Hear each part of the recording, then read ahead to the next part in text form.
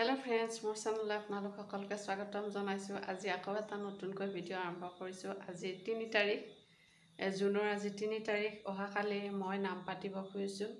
আপোনালোকক মই মোৰ আগৰ ভিডিঅ'ত দেখুৱাইছিলো কলখিনিৰ কি যে অৱস্থা হৈছিল। এতিয়া যথাসময়ত কলখিনি ঠিক হৈছে, নাম পাতিব পৰা হৈছে।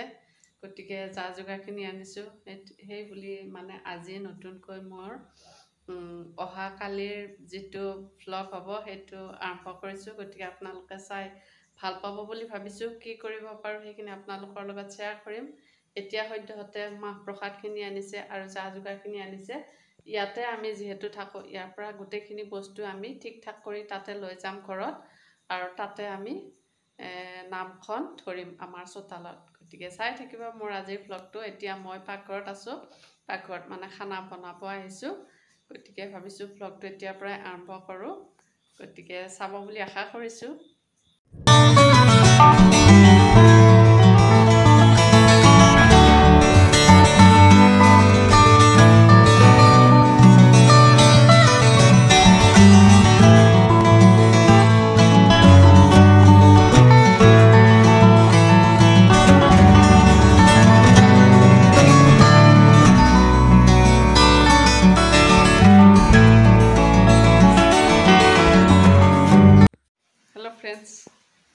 এতিয়া প্ৰায় 9টা বাজু হৈছে। মই গা পা ধুই উঠি একদম ফটা চটা লোৱাই নাই, কেৱল মাহ প্ৰসাদখিনি ধোৱাত ব্যস্ত হৈছোঁ। যিহেতু বৰষুণ দি আছে, বহুত বৰষুণ দি আছে। কি যে হ'ব ক'ব নোৱাৰোঁ। ভাটিবেলা সময়ত যদি বৰষুণটো কমে তেতিয়াহে ভাল হ'ব। মানে চোতালত নামখিনি ধৰিব পাৰিলে বেছি ভাল। ঘৰ আছে, খালী ঘৰ আছে, নহ'লে খালী ঘৰতে দিব লাগিব। সেইবিলাক আৰু মানে ভাবা চিন্তা কৰি থাকোঁতে অলপ দেৰিও হৈছে। তাৰপিছতে মই এতিয়া মাহ প্ৰসাদখিনি গোটেইখিনি ধুলোঁ আৰু ধুই উঠি মানে ৰেডি হ'বৰ কাৰণে যা যোগাৰ কৰি আছোঁ। 10টা চাৰে 10টা মানত যাম আৰু ইফালে এয়া চাকি বন্তি দিবৰ কাৰণে অলপমান যা যোগাৰ কৰা হৈছে। মোৰ মানে দেৰি হৈছে, সেইকাৰণে মানে অলপমান মাজু ছোৱালীজনীকে চিকমিকে কৈছোঁ চাকিখন লগাই দিব। সেৱা কাঢ়িম বাৰু আৰু অলপমান ইহঁতক কিবা খুৱাই লওঁ। তাৰপিছতে সেয়া চাই থাকিব মোৰ ব্লগটো। আৰু প্ৰায় গা পা ধোৱা হৈছে আমাৰ গোটেই মানুহ। ডাঙৰজনী আছে মাত্ৰ, তাইৰ আকৌ পৰীক্ষাও আছে। যাওঁতে পৰীক্ষা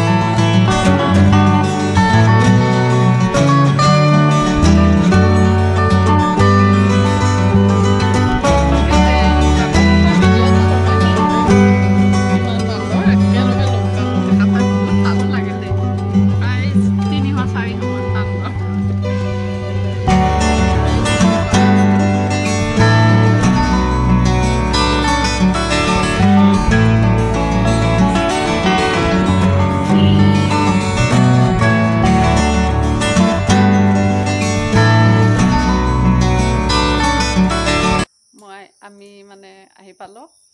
11টা 5 হ'ল। এতিয়া বস্তুবিলাক অলপ অলপকৈ নমাম। তাৰপিছত ঘৰৰ ভিতৰত চালোঁ যে কলকেইটা বৰ ধুনীয়াকৈ পকি আছে আৰু চাই থাকিবচোন।